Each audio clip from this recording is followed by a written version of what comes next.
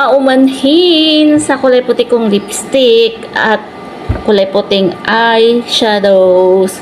Ayan, ganyan daw pag nagpapaganda.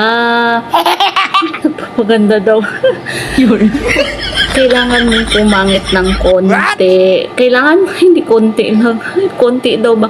Kailangan mong pumangit muna. Kailangan mong maging tsaka-tsaka bago mo ma-achieve ang ganda.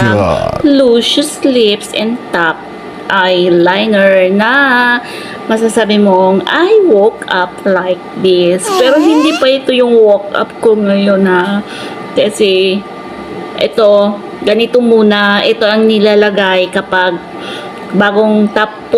katatapos lang magpa glow ng mga lips at ng eyes. Yan, ganyan. Pag may mga medyo, yan, ganyan muna. So, yan ay gamot.